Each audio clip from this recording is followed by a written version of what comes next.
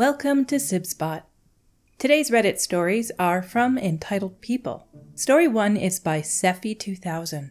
Entitled person bought my house and threatened to not show up to closing if she couldn't move in early. This is a bit of a long story, so I apologize in advance. There's a bit of backstory that is relevant. This story happened several years ago, around 2015. When I married my first husband, we bought a house built in 1960 with its original aluminum shingled roof. This is somewhat relevant later. The roof looked bad but was in good shape as long as you kept the leaves off it. After we got divorced, I kept the house and lived there until I moved in with my now husband. I kept the house empty for a couple years, checking on it regularly just in case things didn't work out. During that time, I didn't clean the roof off and the leaf buildup caused a leak. This was immediately repaired and convinced me it was time to sell the house. I listed the house for just what I needed to pay off the mortgage and waited. In 3 months' time, I didn't get any serious offers, just investors that lowballed me. My realtor was getting really restless when I finally got an offer that wasn't terrible. We started negotiations. She immediately made it known that she was in the Air Force Reserve and retired from the Army or Marines, I forget which. My parents were in the Air Force, so that isn't something I care about, and she wasn't getting special treatment from me for it. I'm used to people that use their military experience to get stuff. She was getting a VA loan at the time, and that meant stricter requirements for inspections.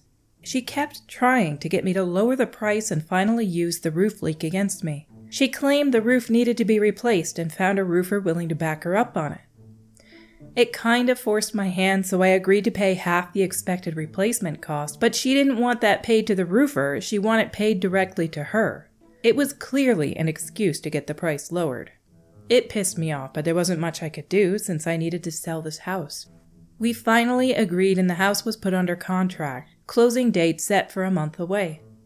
The inspections started. After the first one, she asked for a few minor things to be fixed, which I did. Then we had the second inspection for the VA loan. This was about 3 weeks away from closing. I went by the house the day after, and as I pulled into the driveway, I found a package addressed to her in the mailbox, a metal shelf and outdoor swing sitting in the driveway. I'm not happy, but more confused than anything. I then went into the house. The house is a tri-level with the basement being just 5 steps down from the kitchen. The basement had been redone to a primary bedroom prior to me buying it, but I only used it as a family or media room. The first thing I noticed was the basement. She had completely rearranged it. There were IKEA wardrobe closet things that she had pulled from the wall and ripped apart. They were screwed together, flipping them around. She had moved a mattress from upstairs into the basement. The floor was damaged while they moved things around. Furniture was completely rearranged. Then I went upstairs to the bedrooms. I found cans of paint and packages of curtains all in the upstairs rooms. These are not my things, and I'm angry. The house isn't hers yet. She shouldn't be leaving things there or rearranging. I called my realtor, who called her realtor, who called her. It was relayed to me that she had dropped some things off outside. There were also bunk beds on the back deck that I hadn't yet seen, but she insisted she was never in the house. It's an obvious lie to cover the trespassing. I then went outside and found a circular burn in the grass, after which I found a burned paint stick inside the house. Now there's vandalism. In an effort to appease me, the buyer agreed to move up the closing date. It was supposed to be within a week. That ended up not happening, and we only closed 3 days early, on Monday instead of Wednesday. Other than the delays, nothing else happens until just before the closing date. On the Friday before, my realtor called me and said the buyer wanted to move in over that weekend instead of waiting for closing because she's military and doesn't get many days off and wouldn't be able to move in until that next weekend. Not my problem. I immediately say no, not happening. The realtor called me again later saying she's really pushing the military thing. She wants to move in early. Would I be willing to do a lease agreement? I again say absolutely not. I get another call saying that the buyer has now called anyone and everyone involved with the sale, the loan officers, the insurance company, realtor broker, commanding officers to try to find anyone that can force me to let her move in early. She was now threatening to not show up to closing if I didn't let her move in. I asked what would happen if she didn't show and was told that she would still have to pay the commissions for both realtors, and that since there was a contract, I could take her to court and force her to complete the sale. I again said she was not moving in early and told my realtor that she could convey any of what I was about to say to the buyer.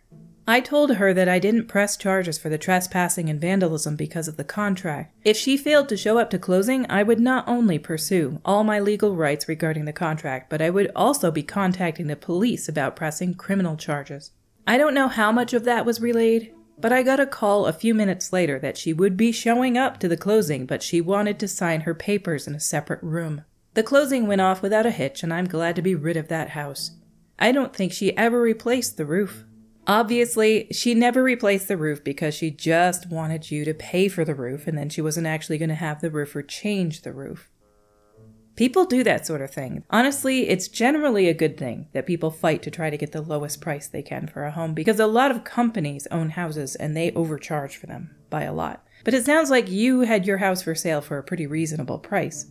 So she shouldn't have been trying that hard to get some money out of you for the roof so that she could pay less for the house. Our next story today is by Silver Splash. You're prioritizing a dog over my baby boy. I recently flew out of the country for studies with my assistant's dog. In the EU, sometimes you get a free seat for your dog to have their own space in the feet compartment. I got a priority boarding, so when economy started to board, I was already seated and my dog had already settled down. Cue in entitled parent. Excuse me, is that seat free? Me. Unfortunately, no. Entitled parent. But no one is seated there. Can you move the bag so my boy can have it? Me. I was given that seat for my assistant's dog to use. I'm sorry, I cannot give that seat away. Entitled parent. Unbelievable! You're prioritizing a dog over my baby boy. At this point, a flight attendant checked what the commotion was. Entitled parent was escorted to her seat. They kept fussing the entire 2-hour flight and complaining how people hate children now. The flight was not overbooked. For a matter of fact, it was not even a full one.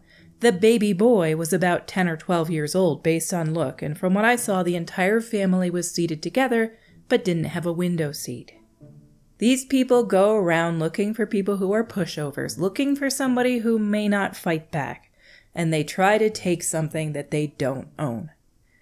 I am so glad you said no to them, because, to be honest, not everybody likes kids, and not everybody wants to sit next to a kid of any age on a flight. And the way that she phrased it, this was going to be a really young child, so I would have said no too. No, I don't want some really young kid sitting next to me. My dog is here. My dog is peaceful. There are people in the world, believe it or not, they like animals like dogs and cats more than they like babies or young kids. It's really not that hard to believe, especially somebody else's kids. If it's their own, that's one thing. But you as a stranger to somebody expect them to give up their spare seat for their dog to your kid. No, no thank you. I'll pass. This isn't a think of the children moment. He's not deprived of anything. He just wants to sit in a window seat and you were an easy target for them. Our next story is by Gas Prize, 3664. Entitled tourist gets mad because I didn't care that she was American. My dad runs a local tourist group in my town on the weekends, and I usually help out if I'm not doing anything. My job is mainly to interact with customers and answer questions and explain the local rules and just generally make sure they don't do anything stupid that will upset the locals. I quite like talking to the people while traveling to a destination. So anyway, last weekend I went with my dad to help. We stopped at the hostel to pick up our group, and I was helping with the people on the bus, and this lady and her family stepped forward, and I greeted them, and the lady said, "We're from the States." The way she announced it, it was like she expected me to clap or get excited, but I just said, "That's cool," and asked her to please get on. She seemed offended, but didn't say anything, and when everyone was seated, we left. This lady proceeded to brag loudly about America and why it's better than my country, and kept looking at me whenever she made a comment. She was making everyone uncomfortable. I just decided to ignore her and speak to the others. One of her kids apologized for her obnoxious behavior when she was distracted at a site we were at. It's terrible when a kid has to apologize for a grown adult's horrible behavior. The rest of the day went good with her occasionally saying something about America, but she went quiet towards the end. I guess she realized I really didn't care. Or maybe it's because the others in the group, including her own family and fellow Americans, were avoiding her and looking embarrassed to be with her. But yeah, that's my entitled story. Side note, not hating on American tourists, most are quite respectful. Loud, but respectful. Edit, guys, I'm getting direct messages asking if I can be their tour guide in Europe. I'm flattered, but I'm not in Europe. I wouldn't make a good tour guide in a European country since I'll be a tourist myself. Lol. I'm in New Zealand. But if you're interested in visiting New Zealand in my area, sure, it'd be a pleasure to show you around my beautiful country. There are some incredibly beautiful landscape pictures from New Zealand. And I have an acquaintance, I wouldn't really call him a close friend, but somebody I've known through gaming for years who is from New Zealand, and he loves it there. And I generally always hear pretty good things from that country. You know what country you don't hear good things from very frequently? The US. You hear bad news more than anything. Our stories for today have come to a close. Until we meet again, have the most perfect day.